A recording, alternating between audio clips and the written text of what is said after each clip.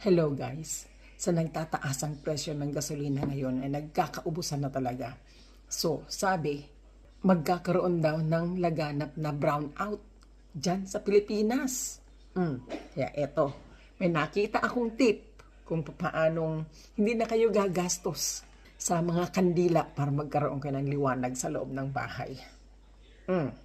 Baso o tasa, kailangan yung kanyang bibig ay palabas, palaki, pa ganon. Hindi yung papasok na ganon. May mga basong ganyan. So, lalagyan natin ng dapat graba, dapat bato. Kaya lang maulan sa labas.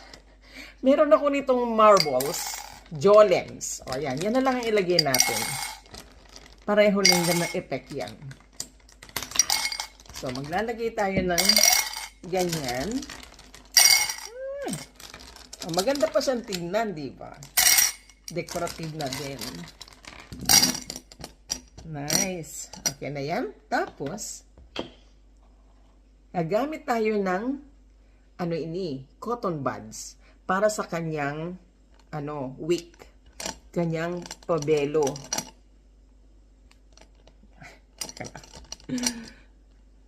Yan. Nice. Lagyan natin sa gitna, syempre, para hindi uminit yung gilid ng baso. Tapos, lagyan natin ng tubig.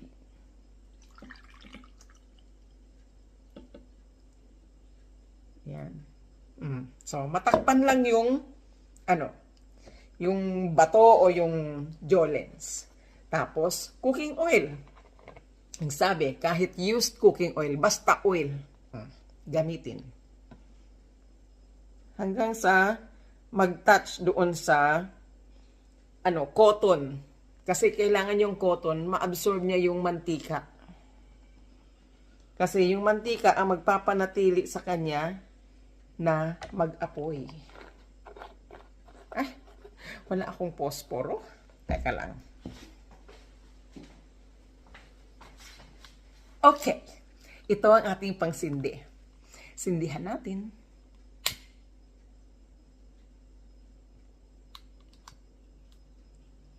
Ay, bongga. Oops. Teka lang. Hindi pa kasi nasisip-sip yung oil ng cotton.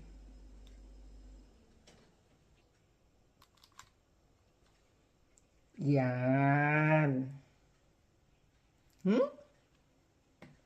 Oh, di ba? Cool. So, meron na tayong lampara. Maganda pa siya. Aesthetic ang dating. Kasi, Jolens, ang ating pinanglagay, hindi graba. Yay! So, harinawa ay ligtas kayo. Mag-ingat po tayo. Huwag magsayang ng kerosene. Yan. Ganon din pag nagluluto yung mga kahoy kasi syempre lahat ng tao gagamit nun, so magkakaubusan din ng mga panggatong ganyan. So gawin natin ang lahat ng bagay kung saan tayo makakatipid. Nice. Huwag magsayang ng mga bagay-bagay. Ganda. There you go. So pala siya? Effective siya. So have a good day everyone and keep safe. Bye, God bless. Guys, ang aking asawa ay malikot ang isipan. Sabi niya, kung meron daw ba akong scented oils? Sabi ko, meron. Naregaluhan ako ng aming anak na panganay ng oil infuser, honey. What do you call that? Scented oil. No, the oil infuser, what you call that? Yeah, You I put don't know. yung mga Oil burner. Oil burner. Ay, oil burner. At ito, yung iba't ibang klase ng scented oils na pwedeng gamitin doon. Ngayon, gagamitin ko dito sa ating lampara. Okidoki. So, meron ako ditong nakitang pineapple and coconut. Yan. Pineapple and coconut scent. So, patakan natin yung lampara natin.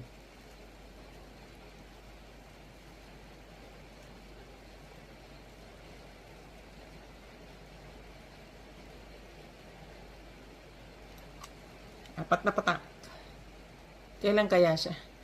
Honey, give me something to swirl around the thing. To mix it in. Just has to sit on top, I think. That's what sends it. Yes, it has to mix in the oil. Nabango siya. O, diba?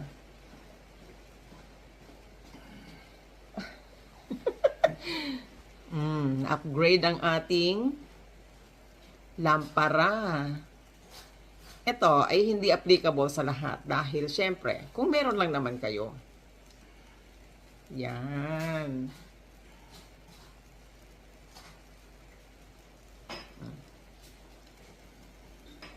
Yan. Ayan na.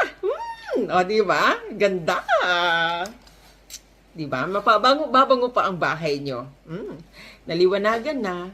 Babango pa. O, diba? Aesthetic talaga tingnan ang ating lampara. Yes. Tadaan! Enjoy, guys! Dinner time!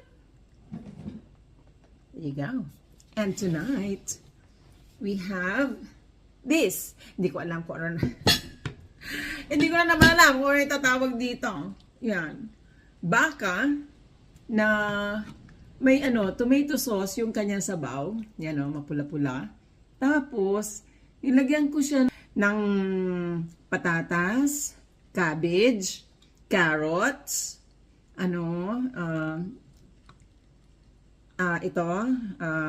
broccoli, at saka meron diyang puting broccoli. Ano nga ba yun? Cauliflower. Yun. Kasi sila sa isang pack sama-sama. Kaya, ibinuhos ko na dyan. Yun. Dapat magkakaldereta ako. Sabi ko, iba naman. Kaya itong kinalabasan, ano nga ba tawag dyan? Pochero? Hindi ko alam. Parang ganun. Parang pochero na rin siya. Anyway. Basta makakain, luto siya. Sarap. Carry na. Ay naku guys, napaka ng panahon. Yan ang hangin, ang lakas. Meron kaming kung sa summer pa, madlos. Ay, my goodness. Tingnan niyo yung Oh, mahangin sa labas. Naku, talaga naman. Pabugso-bugso ang hangin. Yan, wala na naman. Tapos mamaya maghahangin na naman ulit. There. Yan, malamig. It's Tsaka, a different goulash. no, it's not goulash actually. I've never seen this one before. Ayan, nakala niya magkakaldereta ako. Sabi ko kasi magugulas ako. Gulas ang tawag namin sa kaldereta. Nag-iba ang aking isipan. Kaya, he's surprised. My hopes was up. I love goulash. I know.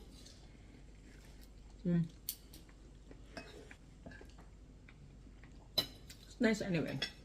Nice flavour, but it's not goulash. No. Just like a cabbage soup. Stew.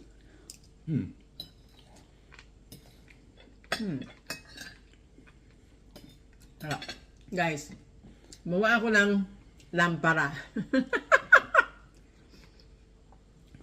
Gamit ang ito. Ayan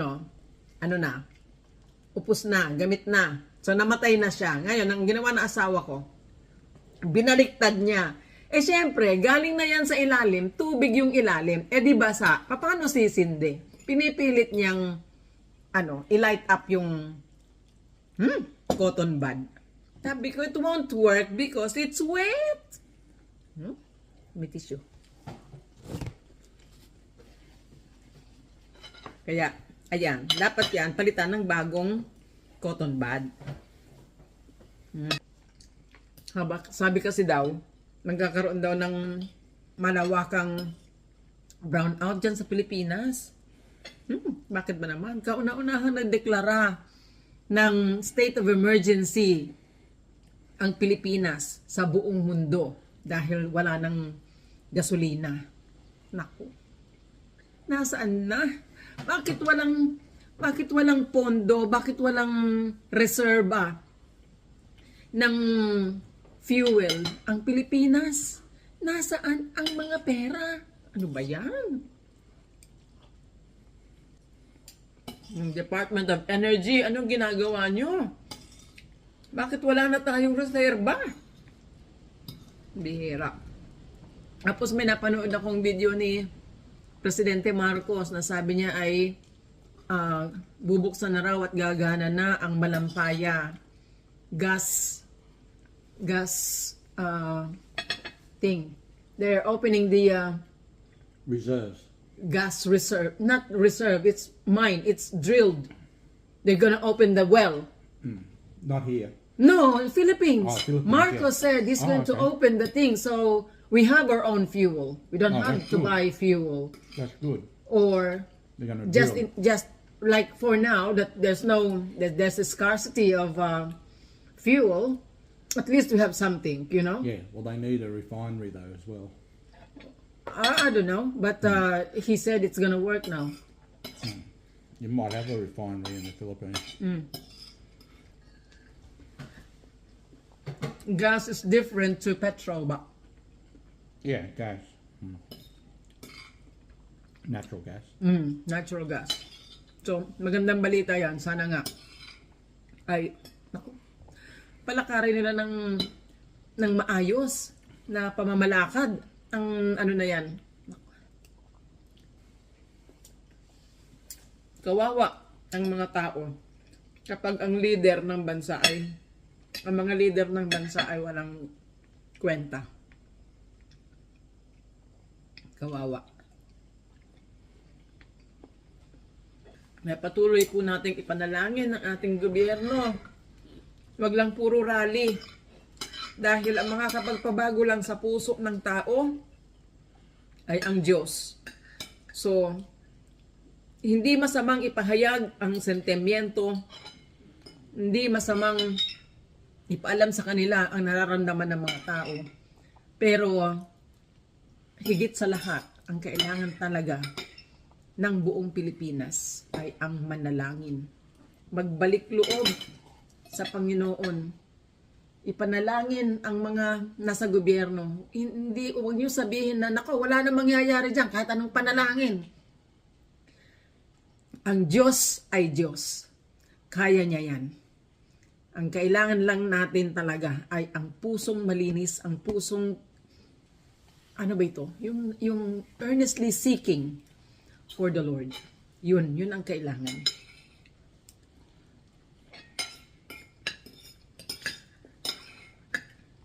Yung nangyayaring kaguluhan ngayon sa buong mundo ay wala pa ito. So ngayon, nangyari na ang COVID, di ba? Kung saan nakakulong lahat ng tao, kanya-kanya mga bahay, walang magawa. Ngayon naman, walang gasolina, walang petrolyo. So malaking ano na naman to, hamon sa lahat ng tao. Ang lahat ng ito ay baliwala pa sa mangyayari sa mga darating na panahon. Nakasulat po yan sa Biblia. So, kung wala po kayong Kristo sa buhay ninyo, mahihirapan po talaga kayo. And you will compromise. Para lang magkaroon kayo ng kailangan ninyo, magko-compromise kayo. Ibig sabihin, may kapalit yun. May kapalit para makuha mo yung gusto mo, may ipapalit ka. At nakakatakot. So, kailangan natin si Kristo dahil ang lahat ng bagay dito sa mundo ay temporary lang. So, makuha mo man ang lahat ng gusto mo, mawawala din yan. Dahil ang lahat ng bagay ay magtatapos. So, mas mainam pang matapos na ngayon kaysa sa makuha mo ang lahat. At pagdating ng panahon, mawawala rin naman sa iyo lahat yan. Thank you, buddy. At pati ang pag-asa na mabuhay ka habang buhay ay mawawala rin.